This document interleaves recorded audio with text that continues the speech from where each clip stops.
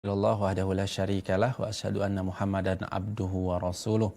Allahumma shalli ala Muhammad wa ala alihi wa ashabihi wasallam wa ba'd. Ikhwati iman a'azani Allah wa iyyakum.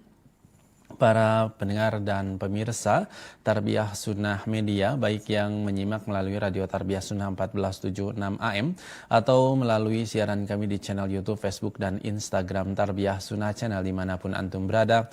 Dan juga kami menyapa para jamaah Majelis Ta'lim Mumtaz Indonesia dimanapun antum berada. Alhamdulillah pada kesempatan Senin pagi yang berbahagia ini di tanggal 15 Safar 1442 Hijriah atau bertepatan dengan tanggal 12 Oktober 2020. Alhamdulillah kami dapat kembali hadir dalam kajian Islam ilmiah pembahasan kitab Ad-Da'u wa Dawa yang disampaikan oleh guru kita Al-Ustaz Abu Haidar As-Sundawi hafizahullahu ta'ala. Adapun tema yang akan disampaikan oleh Ustaz pada pembahasan kitab Ad-Da'u wa Dawa di pagi hari ini adalah tertipu oleh dunia. Ikhwatu iman azani Allah wa iyyakum, di sesi tanya jawab nanti antum dapat bertanya langsung kepada Ustadz melalui line telepon di nomor 022 86862637 atau bisa melalui pesan singkat ke nomor 0811 227 1476. Baik ikhwatu iman azani Allah wa iyyakum, mari kita langsung saja simak kajian Islam ilmiah pembahasan kitab Ad-Da'u wa Dawa di pagi hari ini. Kami segenap guru yang bertugas mengucapkan selamat menyimak dan kepada Al-Ustadz kami persilahkan falyatafadhal mashkura. طيب بسم الله الرحمن الرحيم السلام عليكم ورحمة الله وبركاته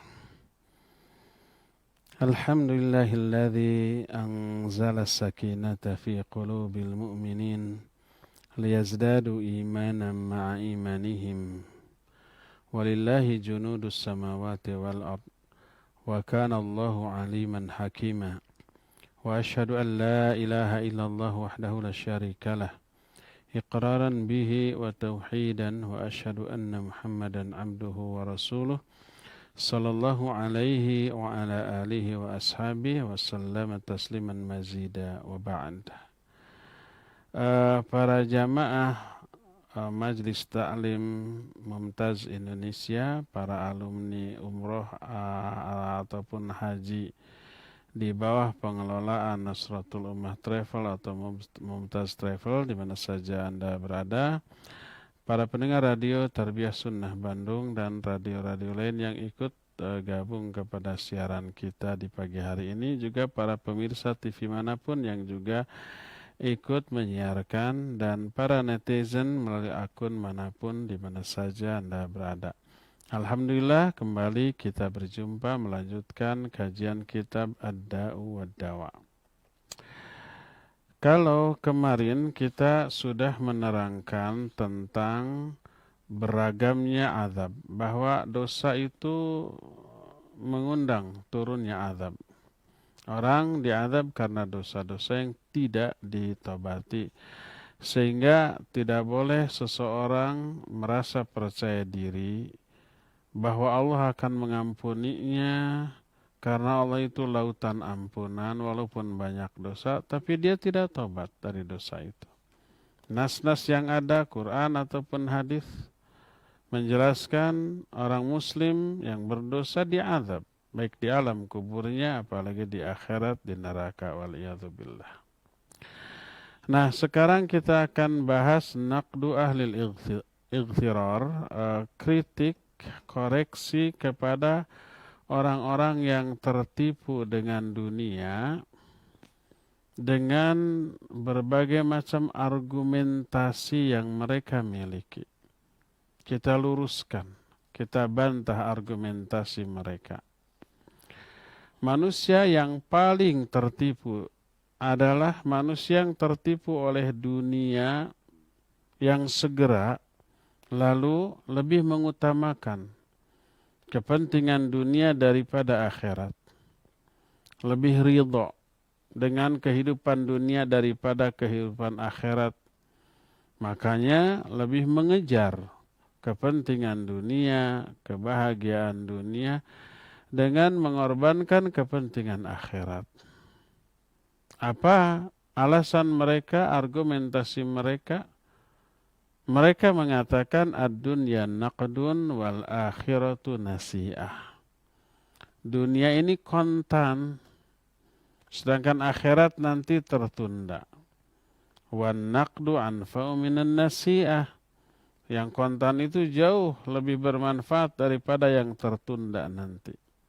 Ini argumentasi mereka. Kedua, sebagian mereka ada yang menyatakan dzarratun manqudah wala durrah mau'udah.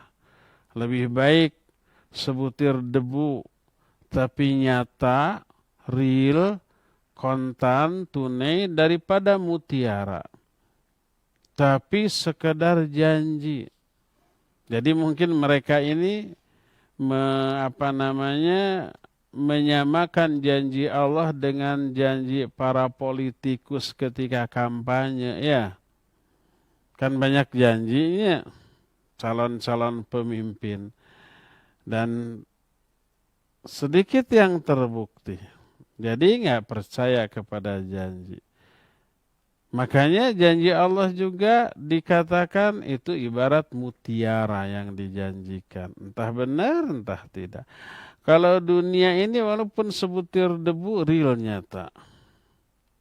Ini argumentasi yang kedua. Ketiga ada lagi yang berkata, ladzatud dunya mutayaqqinah, wa ladzatul akhirah mashkukun fiha, wa la adda'ul yaqin lisyak. Ada lagi yang berkata, kelezatan dunia ini pasti. Kesenangan dunia ini real nyata, sekarang langsung terasa. Sedangkan kelezatan, keindahan, kenikmatan, kebahagiaan akhirat masih diragukan. Entah benar, entah tidak.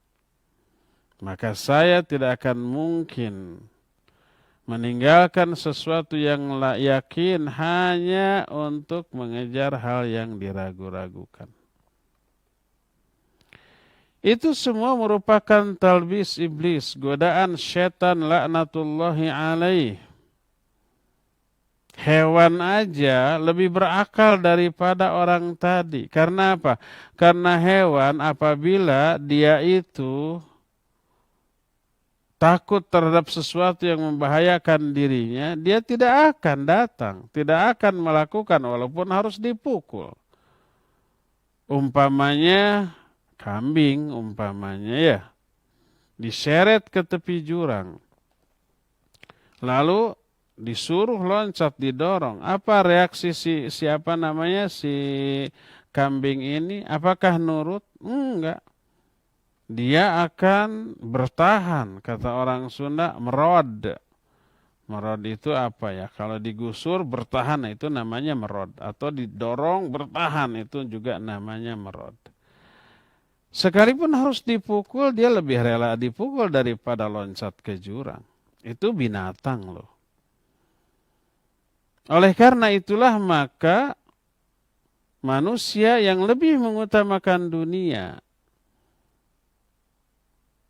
dia itu lebih bodoh daripada binatang karena orang rela menceburkan diri kepada sesuatu yang diyakini akan membinasakan dia.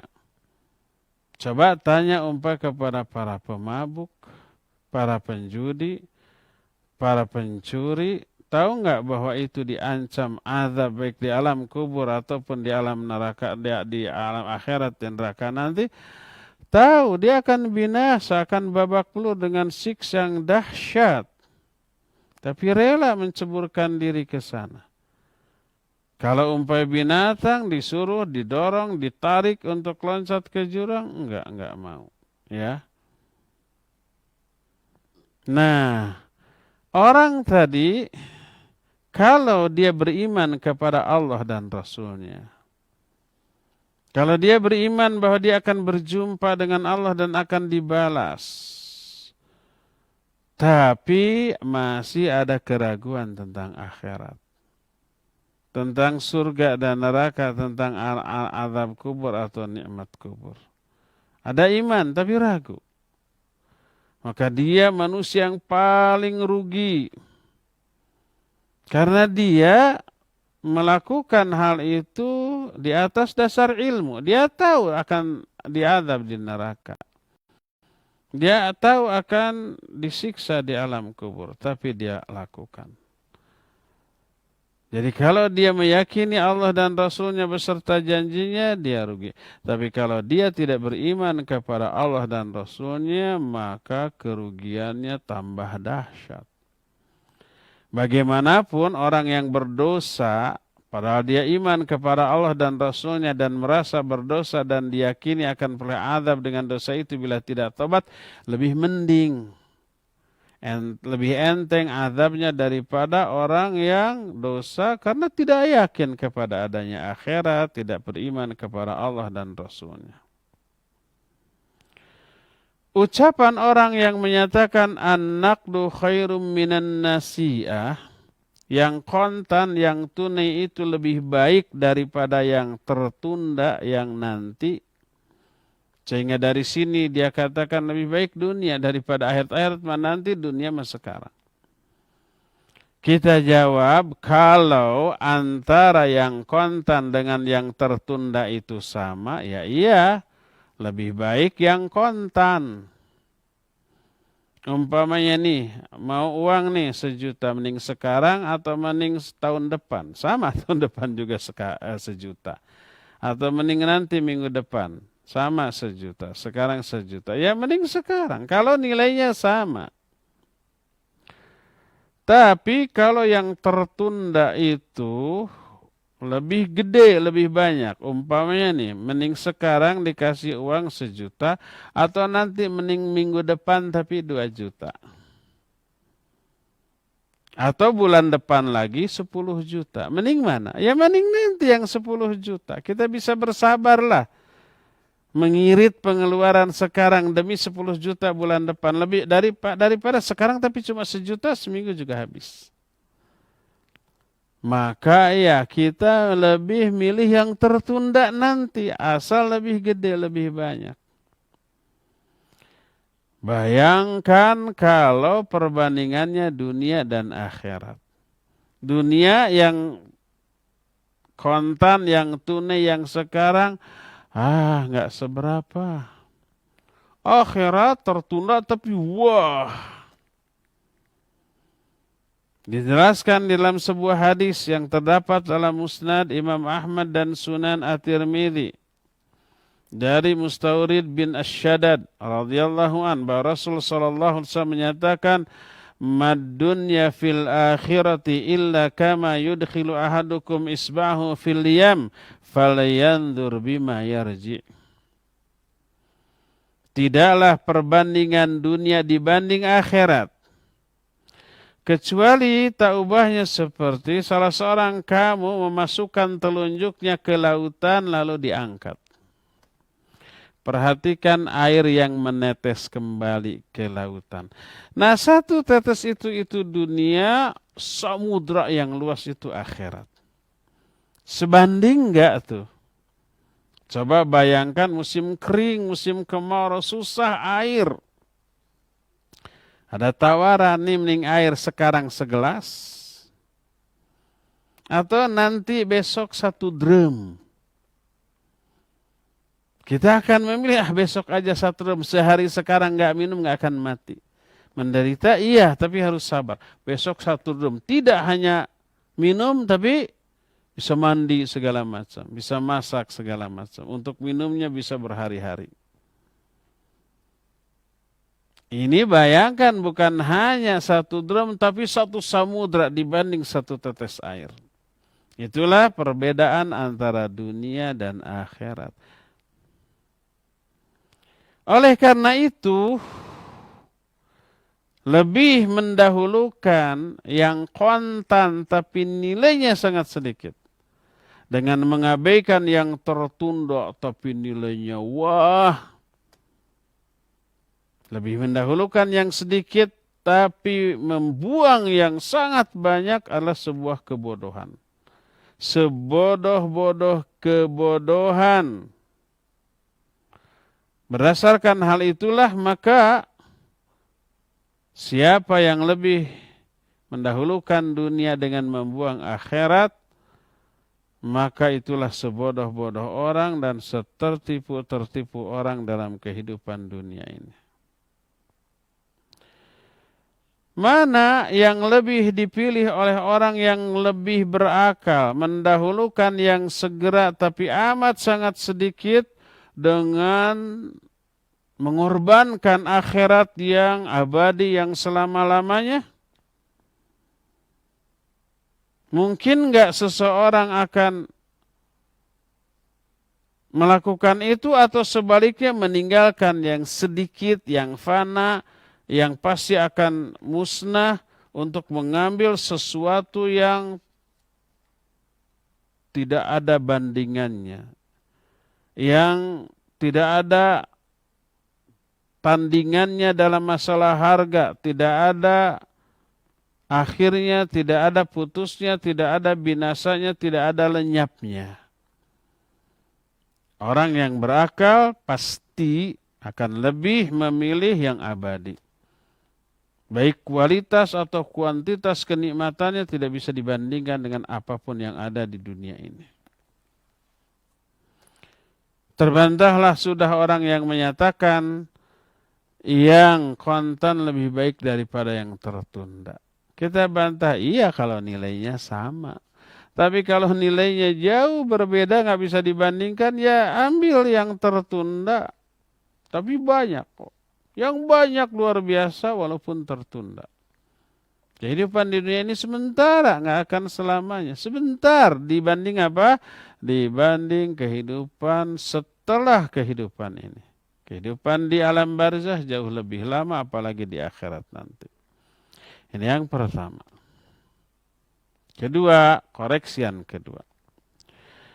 Tadi dikatakan mereka berkata la atsruku mutayaqqinan limashkukin fihi. Aku tidak akan meninggalkan sesuatu yang yakin, yang real, yang nyata untuk sesuatu yang masih diragukan. Kita jawab, imma fayuqalu lahu imma an takuna ala syakkin min wa'dillahi wa wa'idihi wa sidqi rusulih أو تكون على يقين من ذلك فإن كنت على يقين فما تركت إلا ذرة عاجلة منقطعة فانية عن قرب لأمر متيقن لا شك فيه ولا انقطاع له. Kita katakan kepada orang itu, kalau orang itu ragu terhadap janji Allah, terhadap ancaman Allah, terhadap kebenaran Rasulnya, atau yakin nggak terhadap hal itu?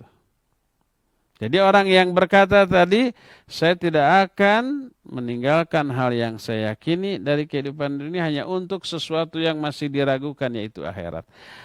Apakah orang itu masih ragu kepada janji Allah, ancaman Allah, kebenaran dari utusan dan risalahnya, atau dia masih yakin? Kalau engkau yakin terhadap hal itu, yakinlah akhirat ada. Bahwa janji Allah itu benar, ancaman Allah itu juga benar.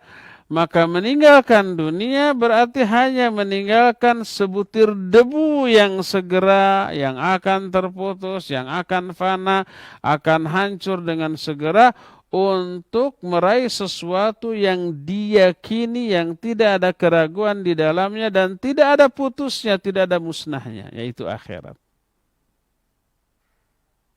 Itu pertama. Jadi apa sih yang dimaksud dengan ucapan orang tadi? Kenapa kamu mengejar dunia? Dia menjawab, saya mah tidak akan meninggalkan hal yang sudah saya yakini hanya untuk mengejar hal yang diragukan.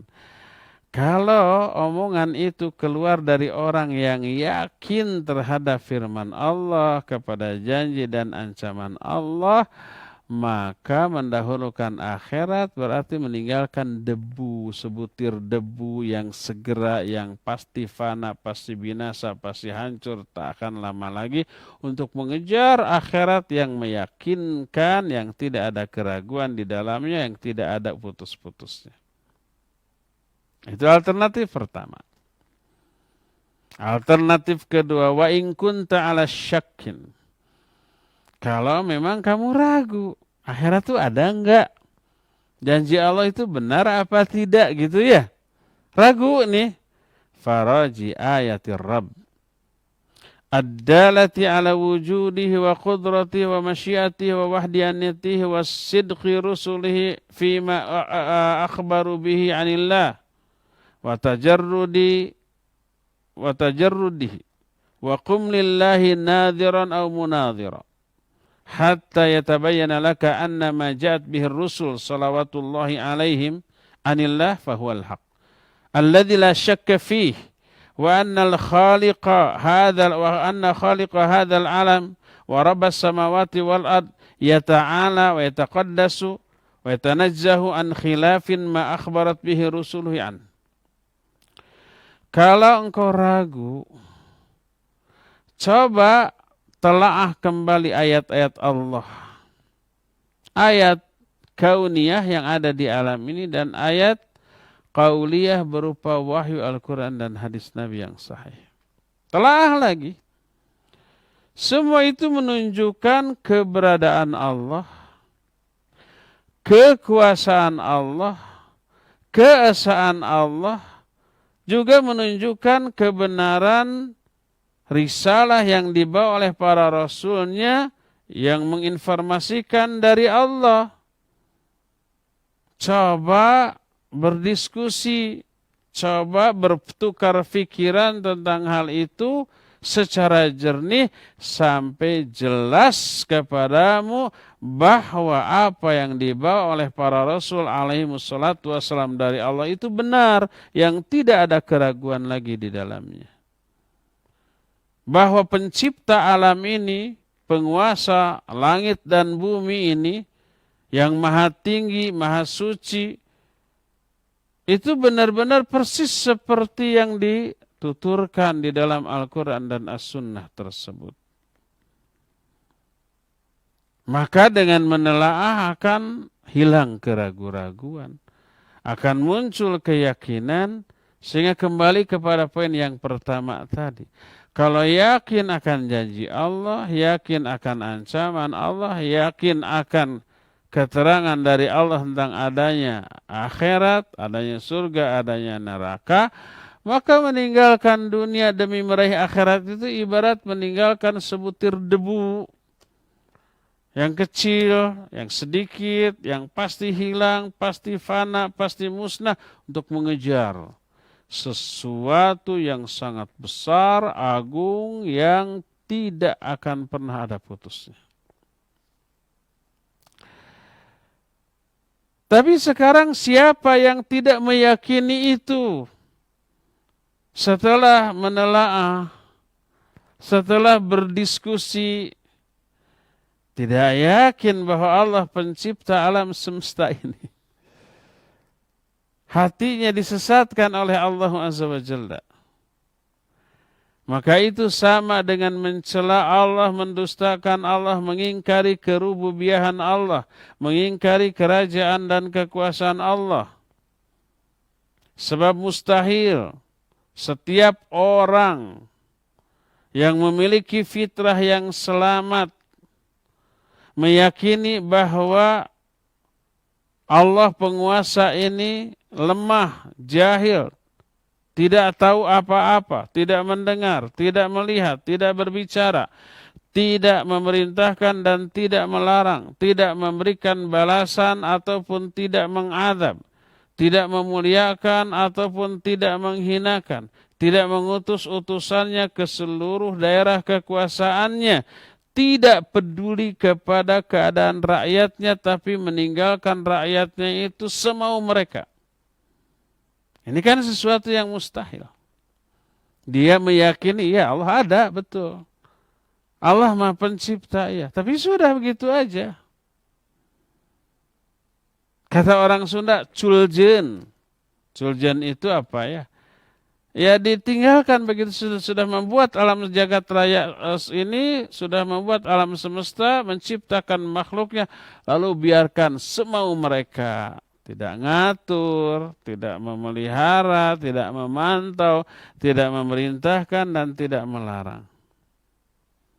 Andai ada seorang penguasa di sebuah negara. Dia itu tidak peduli kepada urusan rakyatnya. Tidak ada aturan. Tidak ada larangan, tidak ada perintah, tidak ada aturan. Mau begini rakyatnya, mau begitu, terserah. Penguasa yang kayak gini, kayak gimana. Itu sejahat-jahat, sezalim-zalim, sebodoh-bodoh penguasa. Tidak peduli kepada rakyatnya. Ya. Kalau ada manusia berkuasa dengan kekuasaan seperti itu, pasti akan kacau negara yang dipimpinnya. Tidak mungkin adalah yang seperti itu. Bagaimana dengan Allah Azza wa Jalla yang diyakini pencipta alam jagat raya ini, penguasa, raja alam jagat raya ini, tapi kemudian dibiarkan ini kehidupan makhluknya seperti itu saja. Nggak mungkin. Siapa yang meyakini keberadaan Allah? Siapa yang meyakini Allah pencipta, Allah raja, tapi tidak meyakini bahwa Allah memerintah dan melarang, Allah tidak akan mengadab yang durhaka dan tidak akan memberikan reward pahala kepada orang yang taat. Siapa yang begitu, maka dia sudah menuduh Allah dengan tuduhan yang lebih keji daripada tuduhan apapun. Coba perhatikan kalau manusia memperhatikan keadaannya dari awal sampai akhir. Dari mana dia berasal? Dia diciptakan dari nutfah. Cairan yang dianggap hina dan jijik. Yang kemudian diproses perkembangannya di dalam rahim ibunya. Sampai sempurna ditiupkan ruh lalu dilahirkan ke alam dunia. Siapa yang perhatikan proses kejadian dirinya akan jelas baginya. Dengan perhatian yang seksama. Bahwa Sang Pencipta kita ini ternyata memberikan perhatian secara detil.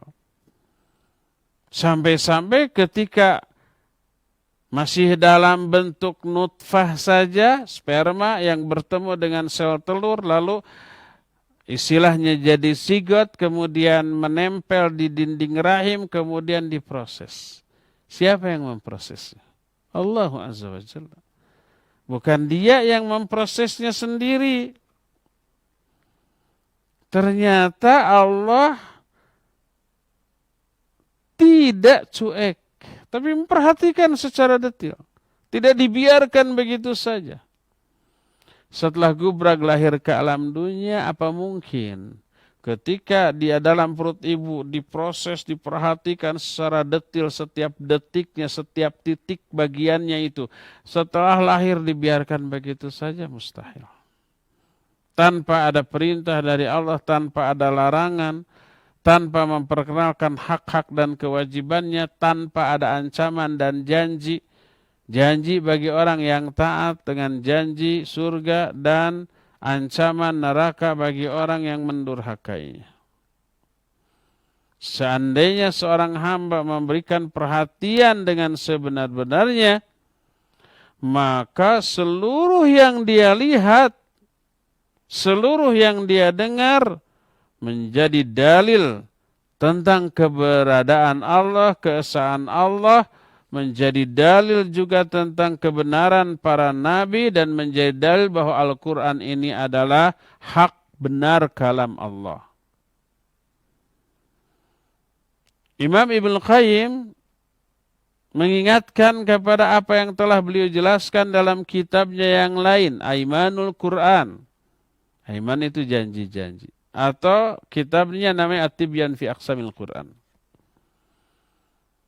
Ketika membahas salah satu ayat yang terdapat dalam surah Al-Haqqah ayat 38 sampai ayat 40. 3 ayat Allah menyatakan, "Fala uqsimu bima tubsirun wa ma la tubsirun. Innahu laqaulu rasulin karim. Wa ma huwa biqauli sya'ir. Qalilan ma tu'min. Wa la biqauli kahin. Qalilan ma tadhakkarun. Tanzilun min rabbil alamin." Kata Allah, aku bersumpah dengan apa-apa yang kalian lihat dan apa-apa yang tidak kalian lihat. Yang kalian lihat adalah alam jagat raya semesta ini. Termasuk apa yang teralami oleh kita. Yang tidak terlihat adalah perkara gaib, tapi Allah terangkan. Allah terangkan tentang alam kubur, tentang surga, tentang neraka, tentang akhirat, tentang malaikat, tentang jin. Itu semua gaib. Allah terangkan. Tidak terlihat oleh kita. Kata Allah, "Fala uqsimu bima tubsirun wa ma la tubsirun." Aku bersumpah dengan apa yang kalian lihat dan apa yang tidak kalian lihat. Innahu laqaulu rasulin karim. Sungguhnya Al-Quran itu adalah ucapan Rasul yang mulia, utusan yang mulia. Itu pertama. Jadi untuk menegaskan kebenaran kalamullah Al-Quran ini, Allah bersumpah dengan apa yang kita lihat dari alam ini. Dan juga apa yang tidak kita lihat. Tapi diberitahukan oleh Allah. Juga dalam surah Az-Zariyat 21 Allah menyatakan, wa fi anfusikum afala tubsirun. Tentang diri kamu, tidakkah kamu perhatikan? Kalau kita perhatikan ya, mulai dari janin yang dikandung di perut ibu yang belum ditiupkan ruh, tapi kok bisa berproses ya? Siapa yang membentuk tangannya, kakinya, matanya, hidungnya, semuanya? Bentuknya sama, semua manusia bentuknya sama.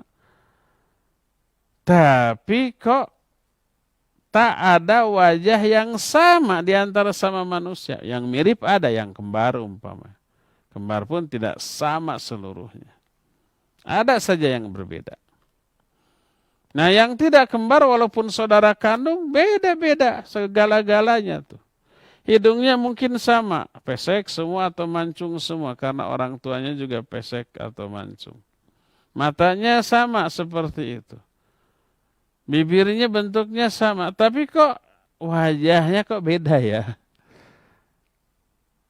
Miliaran, triliunan orang tidak ada yang sama wajahnya. Siapa yang memprosesnya? Allah Azza wa Jalla tentu saja. Allah ingatkan, wa fi anfusikum afala tubsirun. Tentang dirimu tuh. Tidakkah kamu perhatikan? Manusia, diri mereka sendiri menjadi dalil tentang keberadaan pencipta kita. Tidak hanya ada tapi juga asa. Tidak hanya ada dan asa, tapi sang pencipta itu juga sudah mengirim utusannya kepada kita. Dan utusannya ini yang memberitahukan segala hal. Dan menuntun kita untuk berfikir. Ayat wa fi anfusikum afala tubsirun, tentang dirimu tidakkah kamu perhatikan.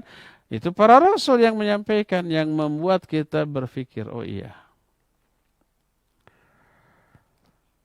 Maka jelaslah bahwa orang yang mengabaikan Al-Quran, dia tertipu dari dua sisi. Pertama, dari sisi harusnya dia itu ya berkewajiban meyakininya dan membenarkannya dan tidak mendustakan atau meragukannya. Berdasarkan hal itulah maka tak ada alasan sedikit pun untuk ragu, apalagi tidak percaya kepada akhirat yang dijelaskan oleh Allah Azza wa Jalla dalam Al-Quranul Karim.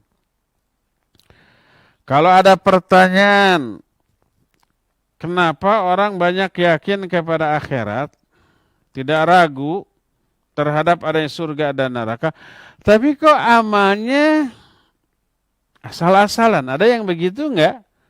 Yakin terhadap adanya surga, adanya neraka, adanya akhirat, adanya balasan, adanya pahala dan adanya siksa, tapi masih banyak yang melanggar, mengabaikan perintah, melanggar larangan, atau toh ketika beramal asal-asalan.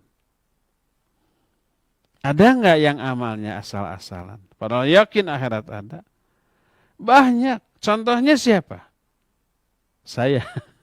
Kita yakin nggak adanya akhirat? Yakin banget, 100%. Bingit yakinnya juga. Ada surga dan neraka. Makanya seringkali kita takut. Kadang meleleh air mata. Bergidik kita. Tapi kenapa amalnya cuek ya, asal-asalan? Kadang-kadang ada perintah yang diabaikan, kadang-kadang ada larangan yang dilanggar.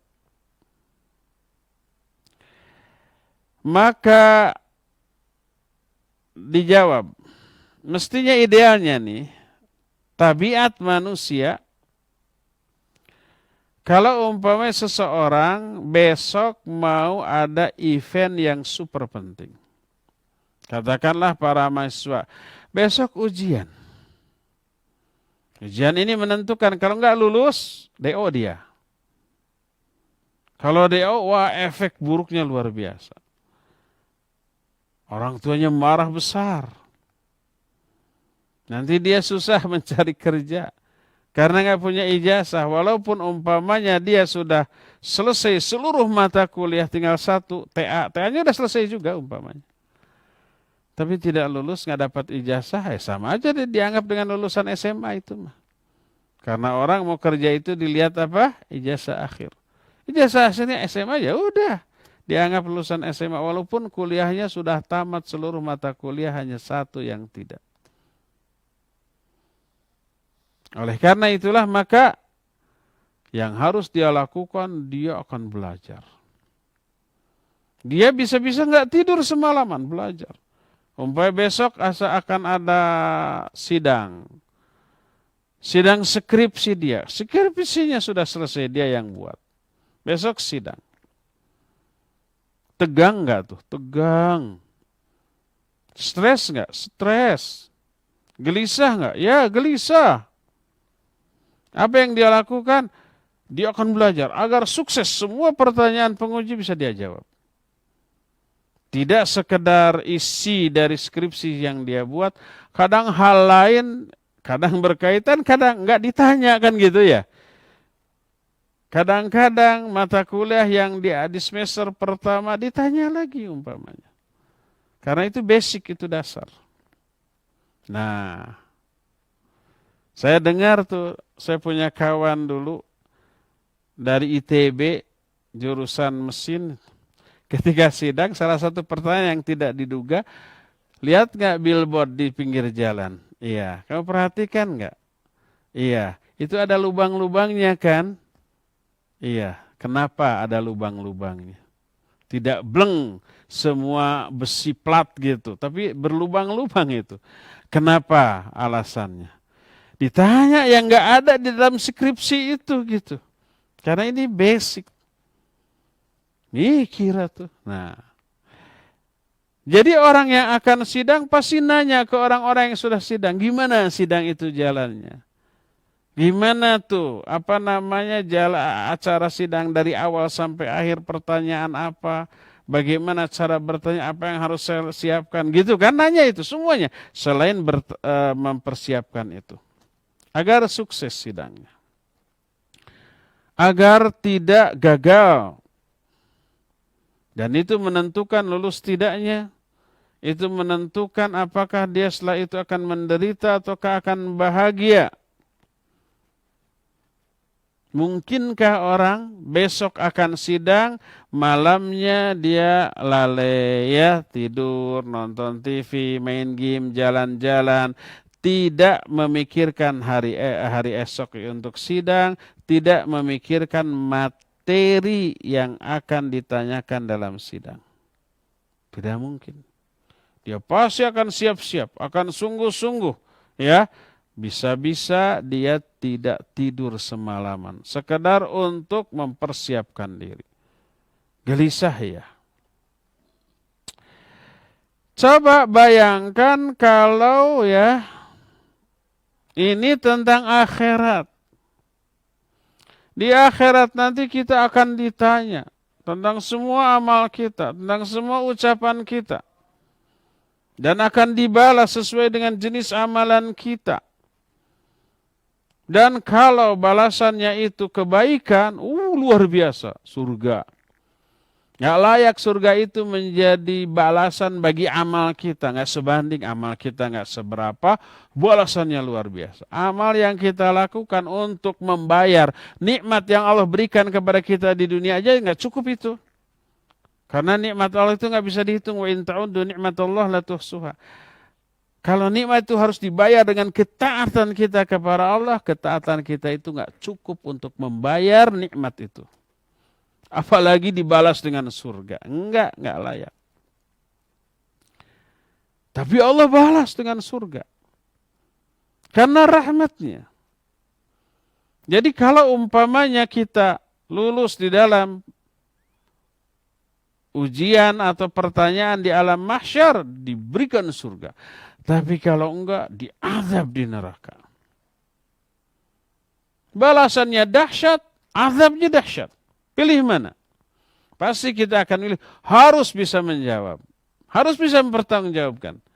Dan harus memperoleh surga. Harus terhindar dari api neraka. Orang yang berakal, orang yang waras pasti mempersiapkan semua itu sejak dini. Sebagaimana seorang mahasiswa diumumkan sebulan yang akan datang akan ujian, dicicil, dikredit, dipelajari sejak sekarang bagian-bagian yang akan diujikan besok, bulan depan, sedikit demi sedikit, ya. Walaupun mahasiswa yang malas ada yang menerapkan sistem SKS ketika belajar, sistem kebut semalam. Bulan depan mau ujian, tenang, masih lama gitu. Besoknya baru dikebut, setumpuk buku dikebut dalam semalam. SKS istilahnya, sistem kebut semalam. Mana bisa ngejar ya. Besok pas lihat soal, stres dia. Oh iya tadi malam ini kebaca, tapi apa lupa lagi ya. Ini mah belum sempat kebaca, masih ada 3 jilid buku lagi.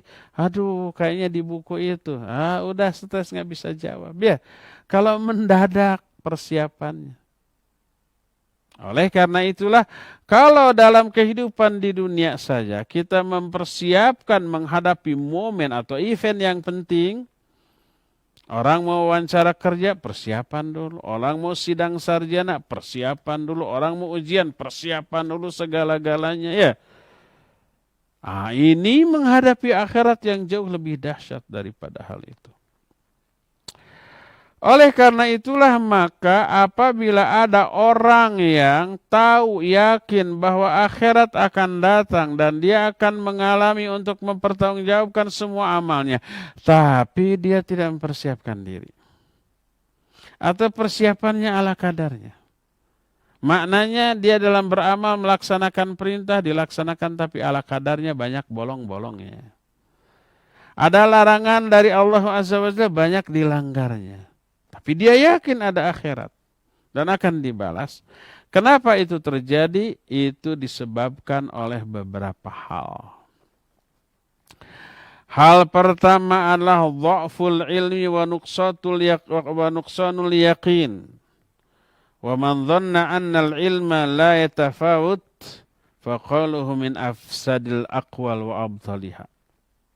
Pertama, penyebab pertama adalah lemahnya ilmu dan kurangnya keyakinan.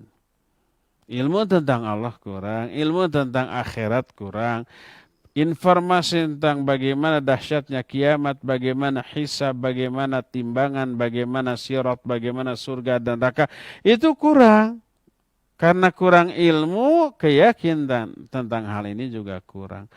Kalau kurang ilmu, kurang keyakinan, dorongan beramal juga kurang. Makanya amalnya ala kadarnya. Benteng untuk menolak berbagai macam godaan juga kurang, lemah, gampang ditembus. Makanya banyak melanggar larangan tuh. Siapa orang yang memiliki pandangan bahwa ilmu ini tidak berbeda-beda, tidak bertingkat-tingkat, ilmu orang itu sama, maka dia keliru. Ucapannya serusak-rusak dan sebatil-batil ucapan. Ilmu orang itu beda-beda dan melahirkan keyakinan yang berbeda-beda. Kadarnya, banyak sedikitnya berbeda-beda. Melahirkan keyakinan kuat atau lemahnya juga berbeda-beda. Sedikit ilmu melahirkan keyakinan yang lemah. Banyak ilmu melahirkan keyakinan yang kuat. Nih, Nabiullah Ibrahim alaihissalatu wassalam minta tambahan ilmu kepada Allah dengan cara lain. Yaitu, ya Allah, perlihatkan kepadaku bagaimana caranya engkau menghidupkan orang yang sudah mati. Nabi Ibrahim sudah tahu, sudah yakin bahwa nanti semua yang mati itu akan dihidupkan kembali oleh Allah. Tapi ingin tambah yakin dengan cara tambahan ilmu. Allah bertanya, afalam tu'min, kamu belum iman? Bahwa kami nanti akan menghidupkan lagi orang yang sudah mati? Dijawab, bala, saya sudah iman. Walakin liyatma'inna qalbi, tapi untuk lebih memantapkan hati saya. Bayangkan Nabi Ibrahim meminta kepada Allah kadar tambahan ilmu untuk memberikan tambahan keyakinan. Dalam salah satu hadis yang terdapat dalam Musnad Imam Ahmad, Nabi SAW menyatakan, laisal mukhbir kal mu'ayin. Orang yang memberi informasi itu tidak sama dengan orang yang melihat langsung. Melihat kejadian langsung dan orang yang hanya dengar berita, ya beda. Yang melihat itu jiwanya juga ikut hanyut dalam peristiwa itu. Sehingga tambah apa? Tambah menghayati. Coba bayangkan. Ada kebakaran, kita lihat langsung. Langsung mendengar gelegaknya api. Langsung merasakan hawa panas walaupun dari kejauhan. Langsung melihat orang-orang berteriak ke sana kemari takut gitu ya. Menyaksikannya juga sampai gemeter, deg-degan. Lalu berkembang pikiran, jangan-jangan merembet. Kalau merembet saya terkepung api, saya harus keluar. Gitu. Berbeda dengan orang yang hanya mendengar berita. Tadi di sana itu ada kebakaran begini-begini. Itu jiwanya nggak ikut hanyut dalam kasus itu. Penghayatannya kurang. Kalau hanya sekedar dengar berita. Berbeda dengan menyaksikan. Allah memberitahukan bahwa Allah itu nanti akan menghidupkan kembali orang yang sudah mati. Prosesnya juga diterangkan dalam Al-Quran dan Sunnah. Tapi Nabi Ibrahim minta, tolong diperlihatkan caranya. Bukan nggak yakin, sudah yakin, tapi ingin tambah yakin. Menunjukkan ada perbedaan keyakinan antara sebelum melihat dengan setelah melihat. Nah, apalagi ditambah dengan aspek lain. Pertama, lemahnya ilmu. Tidak adanya penghayatan. Gaib atau jauhnya semua yang dijelaskan itu dari hati. Terus orang itu lebih sibuk dengan hal yang sebaliknya dari akhirat. Lebih sibuk dengan dunia. Kemudian ada hawa nafsu yang mendominasi. Ada syahwat yang menguasai. Ada tipuan setan. Terus janji yang Allah berikan juga tidak segera tapi ditunda nanti.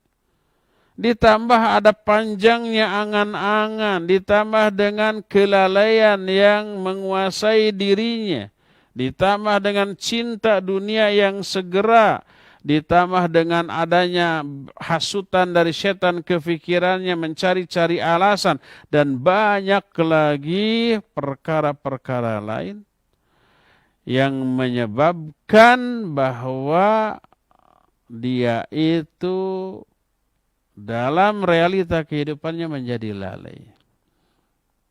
Sedikitnya ilmu, sedikitnya keyakinan, tambah adanya hawa nafsu, tambah adanya cinta dunia, tambah adanya godaan setan, segala macam. Akhirnya orang-orang yang yakin terhadap adanya surga, neraka, adanya akhirat pun masih tetap lalai. Kalau beramal ala kadarnya. Kalau melihat ada yang disenangi walaupun haram, masih saja dilakukan. Itu karena hal-hal tadi. Dari sinilah manusia berbeda-beda tingkatan ilmunya, tingkatan keyakinannya, berbeda-beda juga amalnya, sampai ada juga orang yang memiliki ilmu yang lebih sedikit, lebih kecil daripada debu, melahirkan keyakinan yang super lemah dan melahirkan motivasi yang lemah juga untuk beramal, sehingga amalnya sangat sedikit, kadang-kadang amalnya ditinggalkan kalau toh dilaksanakan ala kadarnya, dan lemah pula pertahanan terhadap godaan sehingga dia berani melanggar apa yang dilarang oleh Allah Subhanahu wa taala. Kesimpulannya adalah penyebab utama dari semua kelalaian itu adalah karena lemahnya iman, lemahnya kesabaran, lemahnya keyakinan. Makanya Allah Azza wa Jalla memuji orang-orang yang sabar dan yakin. Yakin ini lahir dari apa? Lahir dari ilmu. Sabar ini lahir dari mana? Dari amal terhadap ilmu tersebut. Siapa yang sabar dan yakin menunjukkan ilmu dan amalnya luar biasa bagus. Orang seperti itu akan menjadi tauladan, contoh ikutan pemimpin dalam hal agama. Allah berfirman dalam surah As-Sajdah 24, وَجَعَلْنَا مِنْهُمْ أَئِمَّةً يَهْدُونَ بِأَمْرِنَا لَمَّا صَبَرُوا وَكَانُوا بِآيَاتِنَا يُوقِنُونَ. Kami jadikan di kalangan manusia imam-imam, pemimpin-pemimpin yang memberi petunjuk kepada perintah kami. Siapa orang yang dijadikan imam itu? Lamma sabar. Itu karena kesabaran mereka. Wa kanu bi ayatina yuqinun, dan mereka yakin kepada ayat-ayat kami. 2, sabar dan yakin. Makanya para ulama menyatakan wa bis sabri wal yaqin tunalu al wilayatu fiddin. Dengan sabar dan yakin akan teraihlah keimaman dalam masalah agama. Maknanya keimaman dalam masalah agama, dia akan dijadikan ikutan dalam perkara agama. Walaupun dia bukan pemimpin dalam bidang sosial, dalam bidang politik, RT pun enggak. Tapi diikuti ucapannya, diikuti perbuatannya. Seperti para imam, para ulama. Kenapa Imam Syafi'i, Imam Abu Hanifah, Imam Malik, Imam Syafi'i, Imam Ahmad disebut imam?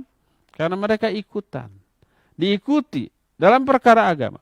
Walaupun mereka bukan pemimpin secara sosial dan politik. Tapi disebut imam. Kenapa Imam Bukhari, Imam Muslim, Imam Abu Daud, Imam An-Nasai dan seterusnya disebut imam? Karena mereka ikutan dalam perkara hadis. Dan begitulah para ulama disebut imam karena memang mereka menjadi ikutan. Itu diraih oleh 2 hal, sabar dan yakin. Yakin dari ilmu, sabar dari amal.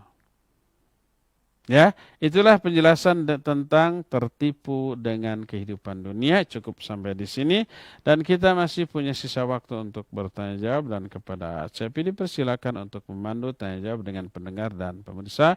Wassallallahu ala nabiyina Muhammadin wa ala alihi wasallam. Mangga.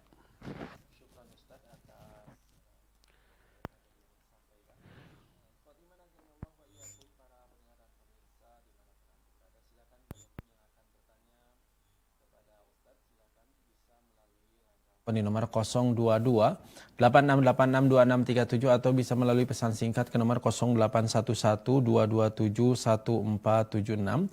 Sekali lagi di nomor 0812. Ya, baik. Sudah ada penelpon yang masuk. Silakan. Halo. Ya, silakan. Assalamualaikum warahmatullahi wabarakatuh. Waalaikumsalam warahmatullahi wabarakatuh. Silakan, Bapak. Ustaz, saya mau tanya. Ya. Orang yang tertipu kehidupan dunia itu banyak, tapi yang banyak ilmunya agama juga ada. Bagaimana seperti yang sudah banyak ilmunya menjabat di pemerintah, tapi ternyata masih menginginkan kehidupan dunia. Nah, bagaimana cara kiat-kiat jangan sampai tertipu oleh kehidupan dunia itu bagaimana? Terima kasih. Assalamualaikum warahmatullahi wabarakatuh. Waalaikumsalam warahmatullahi wabarakatuh. Ya, Pak Mulyono di Bandung. Jamaah tetap kita ini, di mana ada kajian beliau selalu di depan.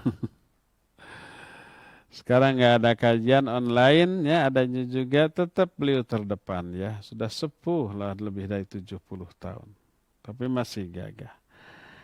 Barakallahu fiik, semoga Allah memberikan barokah ke sisa usia Pak Mulyono ini ya. Semoga diwafatkan dalam keadaan husnul khatimah. Tapi jangan sekarang wafatnya nanti. Pada saat terbaik. Dan kita semua juga semoga demikian. Semoga Allah wafatkan dalam keadaan husnul khatimah. Apa pertanyaan? Agar tidak kiat-kiat agar. Iya. Banyak orang yang berilmu agama terjun ke dunia politik, jadi pejabat. Akhirnya kita melihat luntur tuh agamanya. Baik dari sisi keilmuan, hafalan ayat, hafalan hadis, keilmuannya, ataupun pengamalannya. Apa yang dulu dia yakini sebagai sebuah kebid'ahan yang wajib dijauhi, setelah terjun ke dunia politik, kebid'ahan yang dulu diyakini sebagai kebid'ahan dianggap sebagai satu sunnah untuk media merekrut, menghimpun suara. Kalau dulu sebelum azan sudah di masjid,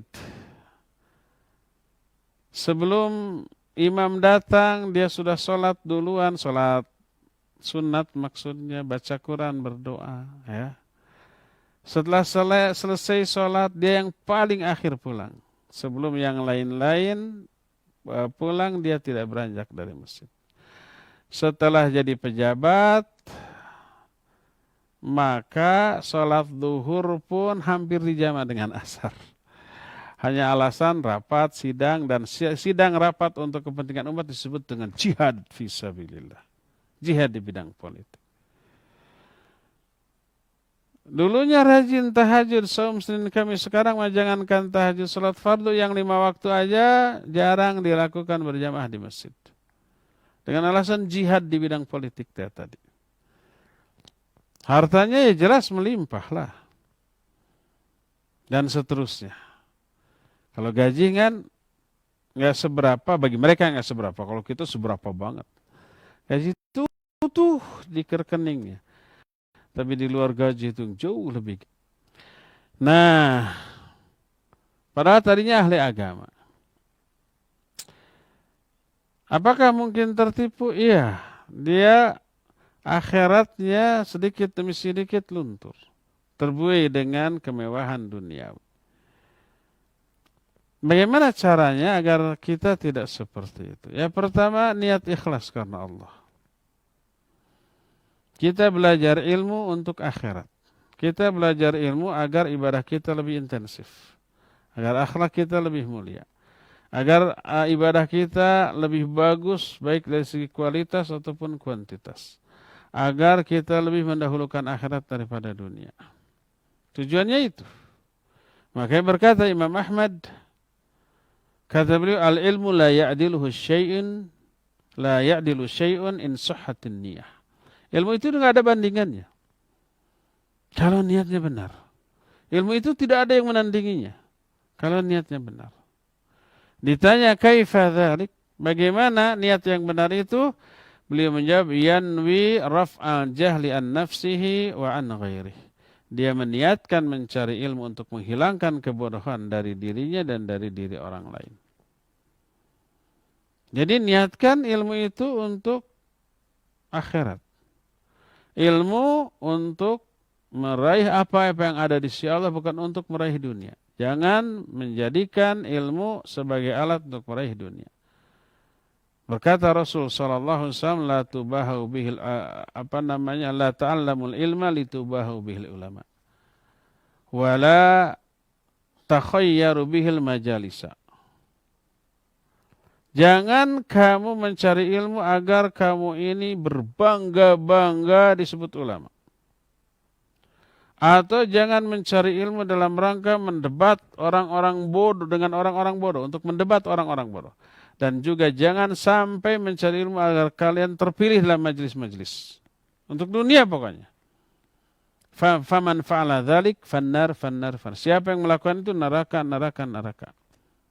Man ta'allama ilman mimma yubtagha bihi Allah azza wa jalla la yata'allamuhu illa liyusiba bihi arada minad dunya lam yajid arfal jannah yaumil qiyamah. Siapa orang yang mempelajari suatu ilmu yang Allah ridhoi, ilmu yang hanya boleh ditujukan untuk Allah, tapi dia tidak mempelajari ilmu itu kecuali untuk kepentingan dunia, dia tidak akan mencium baunya surga di akhirat nanti, alias ke neraka. Inilah yang dimaksud dengan hadis yang diriwayatkan oleh Imam Muslim dalam sahihnya, innallaha la yu'aidu hadzal din bi rajulin fajir. Allah akan menolong agama ini dengan orang durhaka. Allah akan menguatkan agama ini melalui orang durhaka. Apa maksudnya? Apakah nanti agama ini akan dibela, dibantu dengan ahli maksiat? Dengan para pemabuk, dengan para penjudi, para pezina, para maling, membela agama Allah? Bukan itu. Kata Imam Ibnu Jauzi rahimahullah, maksud Allah akan menguatkan agama ini dengan seorang durhaka, maksudnya ulama. Orang berilmu, tapi niatnya rusak. Itu durhaka. Belajar ilmu, mengajarkan ilmu untuk dunia, itu maksiat. Tidak ikhlas. Jangankan mencari ilmu, salat aja. Tapi tidak ikhlas, riya umpamanya. Fawailul musallin. Alladzina hum an salatihim alladzina hum yura'un. Yang riya itu wail, itu salat. Termasuk mencari ilmu. Niatnya tidak ikhlas, tidak karena Allah, bukan untuk akhirat. Dan itu yang menjadi penyebab orang mati dalam keadaan apa? Su'ul khatimah. Waliyadzubillah. Imam Ibn Rajab Al-Hambali rahimahullah kitab Jami'ul Ulum wal Hikam, itu syarah kitab Arba'in An-Nawawiyah, ketika menerangkan sebuah hadis ini dalam Arba'in An-Nawawiyah. Innar rajula la ya'malu bi amali ahli jannah hatta la yakuna bainahu wa bainaha illa dhira'. Fa yasbiqu alaihi al-kitab wa ya'malu bi amali ahli nar fa yadkhuluha waliyadzubillah. Ada orang yang beramal dengan amal-amal ahli surga sehingga enggak ada jarak yang misalkan antara dia dengan surga kecuali sejengkal, kecuali sehasta. Tinggal selangkah lagi dia masuk surga.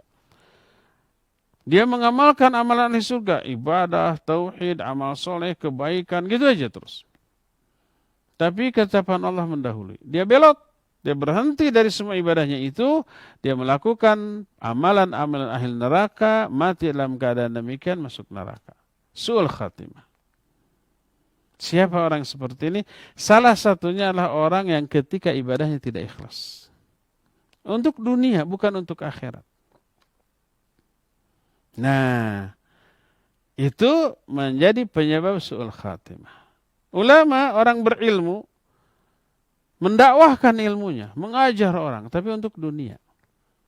Islam terkuatkan enggak? Terkuatkan. Banyak orang dapat hidayah.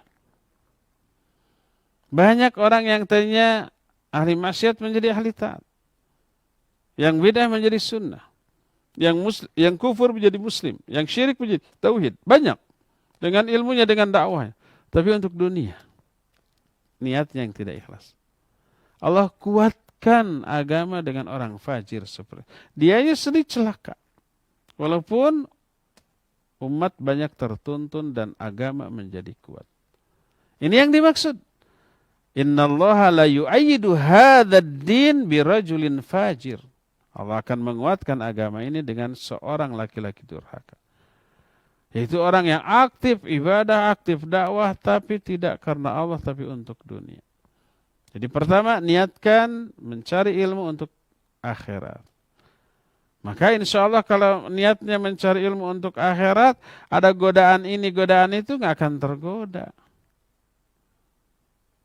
Nah ibu-ibu atau para jamaah terutama yang berduit ini, mengajak ustadz ke ajakan yang bertolak belakang dengan apa yang diajakkan oleh ustadz. Para ustadz mengajak manusia untuk tidak mengejar dunia, tapi agar mengejar akhirat. Tapi banyak jamaah yang menyeret ustadz untuk menikmati kemewahan dunia. Ada nggak yang begitu? Ada ya. Ustadz-ustadz yang harus waspada tuh. Jangan sampai hidup ustadz itu hidup di bawah ketiak para orang kaya. Dakwahnya nanti diatur, gimana orang kaya, gini. Kalau enggak akan saya bantu. Emangnya kita butuh dengan bantuan mereka? Tidak. Allah yang mengatur siapa yang layak membantu dakwah ini. Orang kaya tapi jahil mau mengatur dakwah, aduh, dalam segala hal. Kalau orang tidak tahu lalu ikut campur itu lebih banyak merongrong merusak. Coba umpamanya ibu-ibu lagi masak. Ada anak kecil, anaknya usia SD atau TK 5 tahun, 6 tahun. Ikut masak, ikut nyiksik bawang gitu, ngiris bawang gitu. Da kawur itu ya, dikasih pisaunya, dikasih bawangnya. Bukannya diiris tipis-tipis malah dipek-prek gitu, pejet. Terat kakeret, kakeret itu terkerat, terluka, jadi nangis, tambah masalah. Ibunya lagi nyuci di WC, datang anaknya, mama saya ikut nyuci, mana bajunya, dikasih baju, umpamanya deterjen satu plastik besar sekilo, brus untuk satu sapu tangan. Liar tuh, jadi tambah menghambat. Orang bodoh ikut campur, tambah menghambat. Nah, ada nih orang-orang yang tidak tahu syariat, tidak tahu dakwah, ikut mengatur dakwah. Hanya karena dia punya kekuasaan atau punya uang. Si ustadz mau lagi diatur. Manut gitu ya. Makanya kalau saya pribadi afan. Ustadz nanti saya bantu, tapi gini-gini. Enggak, udah, sana. Pergi. Antum mustami saja. Mau bantu silakan, tetap jadi mustami. Jangan ngatur kehidupan ustadz. Dakwah ustadz. Kalau mau bantu silakan jadi mustami, nih bantu dakwahnya. Bukan pribadi ustadznya, nih apa fasilitasnya silakan. Pribadi ustadznya nggak perlu dibantu. Allah sudah menjamin semuanya. Oleh karena itulah maka niatkan ikhlas karena Allah Subhanahu wa taala ya. Wallahu a'lam bishawab. Silakan. Baik, syukran Ustaz atas jawabannya. Kita beralih ke penanya melalui pesan singkat. Afwan Ustaz mau bertanya, anak perempuan Ana didekati laki-laki yang katanya mau menikahinya, tapi Ana kurang suka karena anak laki-laki ini membawa pengaruh nggak baik. Anak Ana jadi bongkar pasang hijab. Apa yang harus Ana lakukan Ustaz? Apa masuk neraka karena Ana melarang anak dekat laki-laki ini? Jazakallahu khair, dari hamba Allah di Bandung. Silakan. Hamba Allah di Bandung punya putri sudah berhijab. Ada yang ngeceng, tapi pengaruhnya buruk. Karena laki-laki ini dia bongkar pasang hijabnya. Bayangkan kalau nanti sudah jadi istrinya. Bisa-bisa bukan bongkar pasang tapi bongkar terus. Akhirnya copot hijabnya. Si orang tua ikut bertanggung jawab. Ya iyalah kalau sudah tahu begitu. Atau jangankan anak kita ya. Barang kita ada yang mau pinjam. Yang sekedar pinjam. Tapi kita tahu orangnya jorok. Motor kita pinjam motor. Tapi kita tahu dia ini sembarangan. Ngebut ya. Sering nabrak, sering nyenggol gitu ya. Gak pakai helm nanti ditilang. Kita rugi enggak? Ya rugi. Itu baru pinjam loh. Maka kita tegas. Enggak akan dikasih. Kenapa? Antum jorok. Urusan bensin gak diisi gak apa-apa. Tapi ini nih nanti ditilang. Pulang-pulang ini motornya ini STNK-nya ditilang, ini sudah tilang. Kita yang harus tanggung jawab. Codak-codak lagi ya. Maka kita tidak akan kasih. Nasihati kalau kamu ingin dipercaya pinjam motor saya. Perbaiki cara kamu nyetir. akhlak adab kamu ketika nyetir. Pakai helm, punya SIM, kemudian jangan ngebut, jangan ugal-ugalan dan susah, baru dipercaya. Itu baru barang. Nah sekarang anak kita, belahan jiwa kita yang pertanggungjawaban sampai ke akhirat, masa mau dititipin ke orang yang akan merusak anak kita untuk kehidupan akhirat. Mungkin dunianya dia akan terjamin lebih kaya umpamanya, lebih senang, tapi akhiratnya akan kita kasih? Ya enggak lah. Apa yang harus dilakukan? Nasihati anaknya, nasihati dia. Nah, tanggung jawab saya sebagai orang tua ini sampai ke akhirat. Anak saya sudah didik dari kecil agamanya sampai begini. Itu harus dilanjutkan loh. Oh iya pasti Bu. Pasti gimana? Ini aja udah dibuka hijab saya, hijab anak saya. Gimana itu? Tanya dia ngajinya di mana. Tanya dia bagaimana pergaulannya. Wah saya mau punya geng motor. Aduh gawat. Kecuali kalau geng motornya kalangan ikhwan yang memang mengisi kegiatan-kegiatan touringnya dengan ibadah tanpa meninggalkan kajian. Kemarin ada yang datang ke saya geng motor tuh. Berapa? 20 orang ya? 20 orang lah kira-kira. Nah, saya nasihatin. Aktivitas utamanya ngaji. Kalau musim pandemi ini jangan tur lah, jangan. Nggak bagus. Ngaji aja kita berhenti. Gara-gara menghindarkan adanya virus. Ini mau berombongan.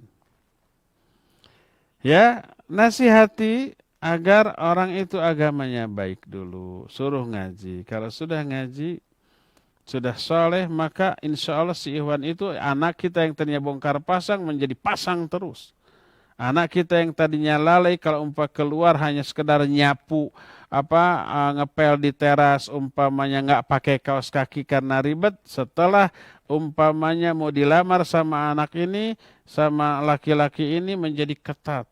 Ke warung pun, beli terasi pun mau selalu jaga kaos kakinya, kaos tangannya, cadarnya umpamanya. Oke. Nah, kalau sekarang ini ada ikhwan suka pinjam motor. Begitu pulang full tank bensin nate. Terus sebelum dipulangin itu ke tempat cuci motor dulu. Kinclong. Sopan ini terima kasih sudah dipinjami motor. Dilihat kinclong.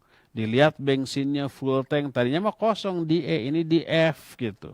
F itu artinya penuh. Akhirnya kita malah menawari lagi. Kapan mau pinjam lagi motor saya mumpung kosong bensinnya. Kan begitu. Itu barang. Apalagi ini orang ya. Demikian Bu. Wallahu a'lam bishawab. Silakan. Syukran Ustaz atas jawabannya. Kita beralih kembali ke penanya melalui pesan singkat. Assalamualaikum Ustaz, saya hamba Allah di Kabupaten Bandung. Saya menjual baju anak yang bergambar karakter kartun dan ada beberapa gambar makhluk hidupnya juga. Bagaimana hukumnya Ustaz? Mengingat dalam Islam diharamkan membuat gambar makhluk bernyawa. Jazakallahu khair Ustaz, barakallahu fiik. Silakan. Itu sudah tahu, nggak perlu dijawab. Cari aja baju-baju anak yang motifnya kembang-kembang atau pemandangan atau tulisan-tulisan ya seperti itu. Itu lebih selamat. Wallahu a'lam. Silakan lagi. Baik, syukran Ustaz atas jawabannya. Kita beralih ke penanya dari Padalarang, dari Khalid di Padalarang. Assalamualaikum Ustaz. Agar tidak tertipu dunia, apakah kita tidak perlu mengejar dunia saja? Contohnya tidak perlu beli rumah, hanya mengontrak saja, tidak perlu mobil, cukup motor saja. Bagaimana seharusnya Ustaz? Jazakumullahu khair. Silakan. Barakallahu fiik. Kalau dimaksud mengejar dunia dengan mengabaikan akhirat itu yang tidak boleh. Tapi kalau mengejar dunia justru untuk investasi akhirat bagus. Kenapa saya mengejar dunia? Saya ingin haji. Haji sekarang kan kalau yang reguler belasan tahun ya waiting listnya. Nah, yang agak agak cepat plus itu 5 atau 6 tahun. Tapi itu pun sudah ratusan juta. Sekitar 10 sampai 11 US dollar umpamanya.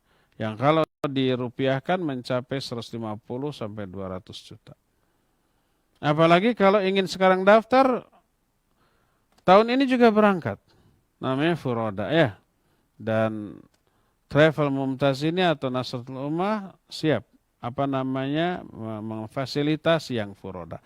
Sekarang daftar tahun ini berangkat. Itu bisa mencapai 20.000 lebih, $22.000 atau sekitar 300 jutaan gitu. Kalau nggak punya uang bisa nggak? Nggak bisa. Ingin umroh sekitar 30 juta. Nggak punya uang, nggak bisa. Makanya saya ingin haji, saya ingin umroh, saya ingin umrohkan orang tua, ingin umrohkan ingin hajikan orang tua. Saya ingin membantu masjid, saya ingin membantu dakwah, saya ingin membantu ma'had umpamanya. Untuk itulah saya kejar dunia, tanpa mengabaikan akhirat.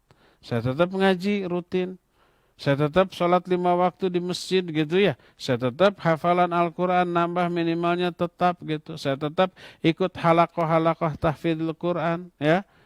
Tapi tetap saya mengejar dunia. Untuk apa? Bukan untuk bersenang-senang. Mobil perlu? Ya perlulah. Untuk apa ya? Untuk umpama keluarga, kepentingan keluarga, ngaji kalau hujan nggak bisa motor. Nggak bisa pakai motor. Anak 2 aja sudah nggak layak pakai motor tuh ya.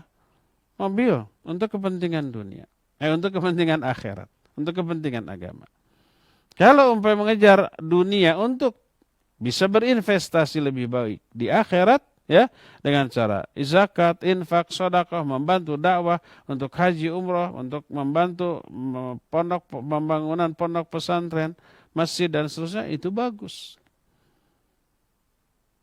Adapun yang terlarang adalah mengejar dunia sampai melalaikan akhirat dan bisa menyebabkan dia terjerumus ke dalam berbagai macam dosa dan kemaksiatan karena dunia yang sudah dia raih. Ya, wallahu a'lam. Terakhir ya. Ya, baik. Syukran Ustaz atas jawabannya.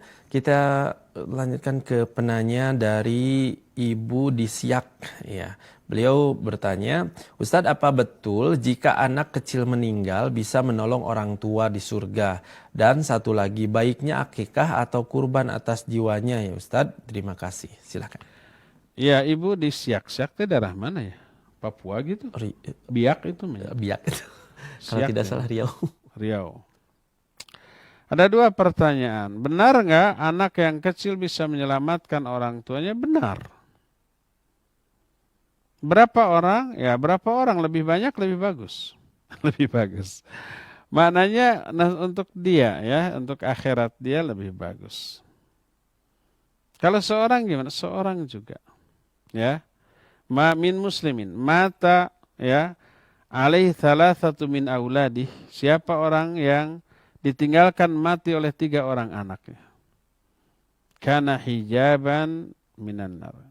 Kana hijaban anhu minan nar. Maka anak itu akan menjadi penghijab, penghalang bagi orang tuanya dari api neraka. Seorang wanita bertanya, wasnan ya Rasulullah, 2 orang gimana? Wasnan, 2 orang juga. Kalau tadi kan 3 orang anak mati. Sekarang 2 orang.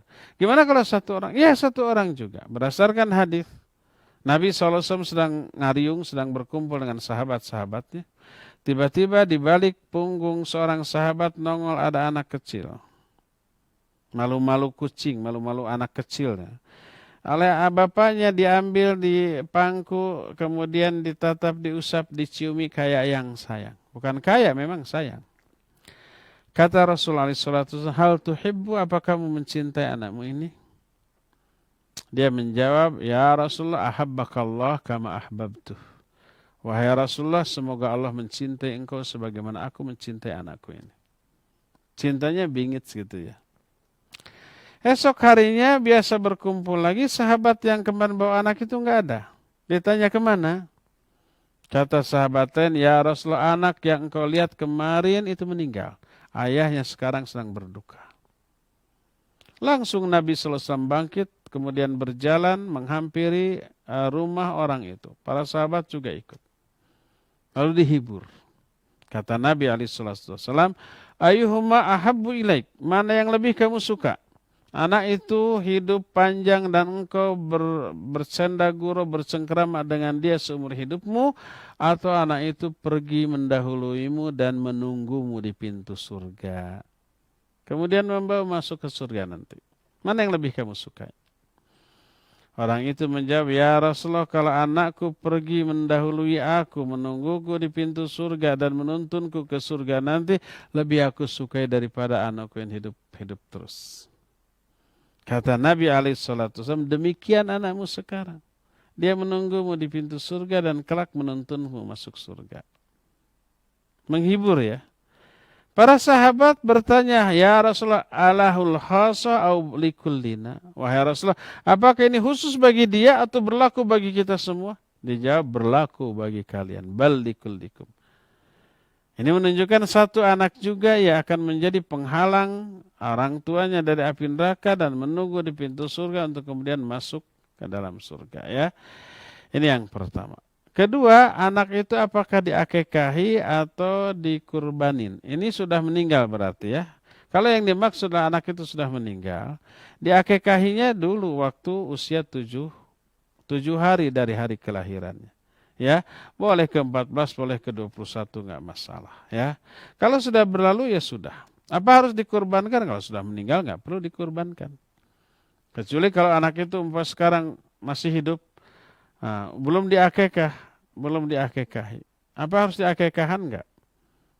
Kalau pribadi saya tidak mengakekahkan anak yang sudah lewat usia 7 hari. Tapi kalau ada yang mau mengakekahkan sekarang boleh, nggak apa-apa. Kalau saya dikirim dagingnya saya makan. Saya tidak akan mengatakan itu bidah. Silakan saja ya. Silakan saja. Nah, terus kalau kurban gimana? Kurban beda lagi, sebabnya beda, waktunya beda. Hukumnya beda, ya. Maka kalau setiap tahun datang kurban, ya, dan kita punya kemampuan, kurban. Walaupun kita dulu belum akekah, nggak masalah, nggak ada hubungan antara kurban dengan akekah. Ya, cukup sampai di sini. Insyaallah kita jumpa kembali di hari Senin yang akan datang. Subhanakallahum bihamdik, asyhadu an la ilaha illa anta, astaghfiruka wa atubu ilaik. Walhamdulillahirabbil alamin. Wassallallahu ala nabiyina Muhammadin wa ala alihi wasallam. Wassalamualaikum warahmatullahi wabarakatuh. Waalaikumsalam warahmatullahi wabarakatuh. Syukran jazakallahu khairan wa barakallahu fiik kepada Ustaz Abu Haidar As-Sundawi hafizahullahu taala yang telah menyampaikan materi kajian dan menjawab pertanyaan di pagi hari ini. Semoga Allah Azza wa Jalla senantiasa menjaga beliau beserta keluarga dan memberikan kesehatan kepada Ustaz. Insyaallah ikhwati man azanillahu wa iyyakum, kami informasikan bahwa insyaallah di esok hari Selasa pukul 8.00 waktu Indonesia Barat sampai dengan selesai akan kembali hadir kajian Islam ilmiah, pembahasan kitab Fikih Asmaul Husna bersama Ustaz Abu Haidar As-Sundawi hafizahullahu taala. Dan kami haturkan syukran jazakumullahu khairan atas atensi dari para pendengar dan pemirsa dimanapun antum berada, dan juga para jamaah Majelis Ta'lim Mumtaz Indonesia yang menyimak kajian Islam ilmiah di pagi hari ini. Sampai bertemu kembali dalam kajian Islam ilmiah pembahasan kitab Ad-Da'wa wa Dawa Senin pekan yang akan datang, dan kami mohon pamit. Subhanakallahumma wa bihamdika asyhadu an la ilaha illa anta astaghfiruka wa atubu ilaik. Wassalamualaikum warahmatullahi wabarakatuh. Yuk belanja di Tarbiyah Sunnah Mart. Dengan belanja di Tarbiyah Sunnah Mart, Anda turut berpartisipasi dalam dakwah